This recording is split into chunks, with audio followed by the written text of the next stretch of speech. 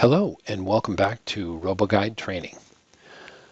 In this video I'm going to cover Lab 17 where we're going to be using some conditional if branching statements. In the next video I'll cover Lab 20. I'm going to skip over Labs 18 and 19 because those you need to do on your own using all the different things we've been covering. So in Lab 17 we're going to be making use of the data registers. So on the computer there are a couple of different registers. We've already been using the position register to store position data, but there's a few other registers here. And then there's the registers which can be used to store numbers, integers or decimal point numbers or any kind of value. So what we're going to do is we're going to choose one of these, and your program is going to look at the value in that register, and based on the value it's going to do one thing or another. So that's what we mean by conditional branching. So let's go back to this select menu. We're going to create a program called main1. So I'll bring up the keyboard.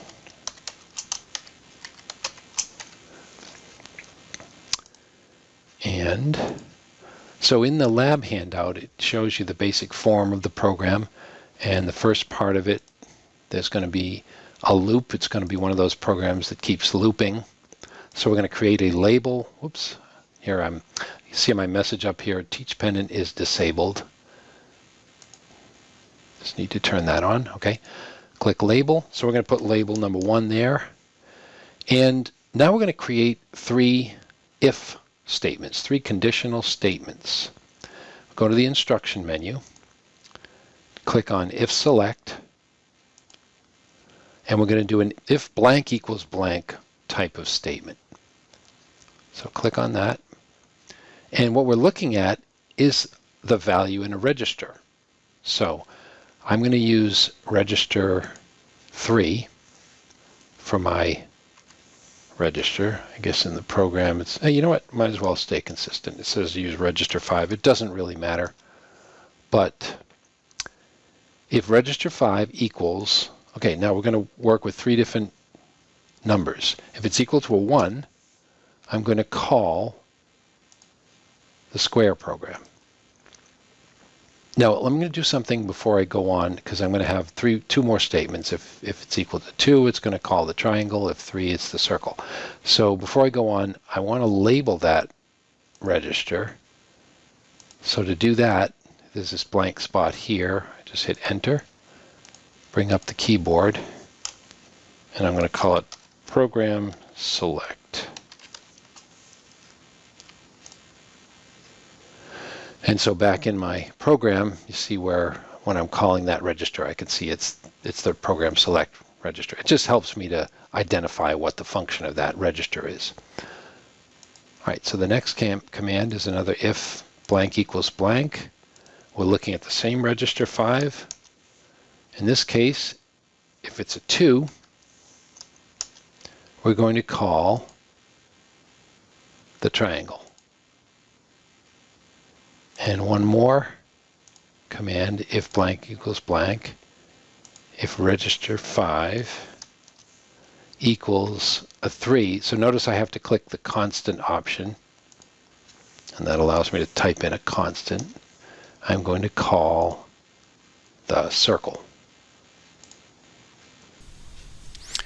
Now we're going to add the jump label so this loops continuously. So we go to instruction, jump label, select jump label, and enter the number of the label that we want it to jump to. All right, if we run this program, you'll notice that the robot isn't doing anything. So that's because it's looking for a 1, a 2, or a 3 in register 5. So if we go to click the data button and take a look at what's in 5, it's a 0. So it's neither 1, 2, nor 3, so it's just sitting there. So if I type in a 1, it should start drawing the first shape. And it'll just keep repeating. So if I make it a 2, it'll draw the second shape once it finishes the square, and then that's the triangle. and a 3 should draw the circle.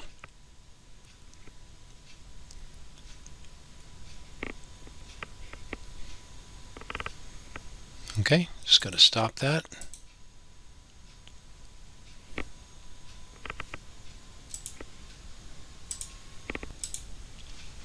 So the main 2 program is going to be a variation, a different type of branching. So let's create main 2. Actually, I'll put my prefix on there. EEJH main 2. And so this is going to be, part of it's going to be similar, and you'll see that part of it is going to be a little bit different. So we'll put the label up top again. Now instead of doing the if command, we're going to use the select. So it's from the same menu, if select, you cursor over to the right and just pick select register. We're going to use the same register, register 5, program select, and the same 3 values. We're going to look if it's a 1, oops,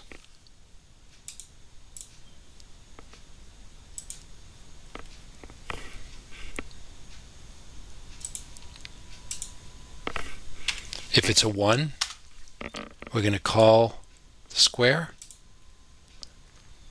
Now, this is where it's a bit different from the if command. Select works in that it looks at the register once, and then you can list a whole bunch of different values for that register that will cause it to do different things. So instead of doing another select or another if, then the next command is going to look like this. It's a sub-command of select, which is just below select. It's a little lowercase select in brackets. So this is the second case we're looking for, which is if the number is 2, then we're going to call the triangle. All right, and then we're going to do one more selection, our sub-command. So again, we go to the select with the little angle brackets, and we're looking for a constant value of 3, and we're going to call the circle.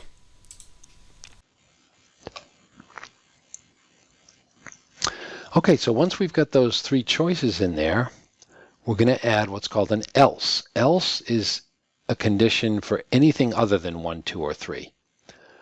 So to get the else added there, you just go to if select, cursor over, and you see the last option here is select else. And then the else, what we're going to do is, if it's not 1, 2, or 3, we're going to jump back to label 1. So what this program is going to do is it's going to keep, if it's not 1, 2, or 3, if the register isn't 1, 2, or 3, it's just going to keep jumping back until it is one of those 3. Once it sees a 1, 2, or 3, it's going to call that program and then end. So this is not going to keep looping around forever. It's just going to do the shape once and then stop. So let's test it. Let's go back up here, hit the run. Okay, so right now what it's doing is it's just waiting. It's checking the register. The value of the register is 4 from the last time we were editing it. So it just keeps, it's not 1, 2, or 3, keeps jumping back forever and ever until I type in one of the 3 values. So if I put in a 2, it should do the triangle, which is that one that goes in forward and reverse, and end. That's it, just once through. So if I want to run it again, what I should probably do is change it to a different shape. Let's do the circle. So if I change that to a 3, go back, run the program. Now, the 3 value makes it draw the circle. And again, just ends once it's done with that. Just one more time, I'll put a 0 in, run the program again. Okay, so it's just waiting. And let's do the square this time. Do a 1, we'll call the square.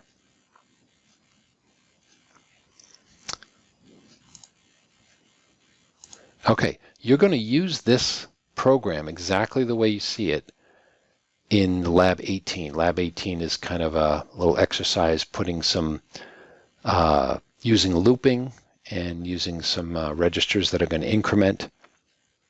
So what you're going to do is essentially create a loop with another register that counts from 1 to 2 to 3. And the first time through the loop, the register is going to be 1. When it runs this program, it's going to call the square. The second time through the loop, the register is going to be 2.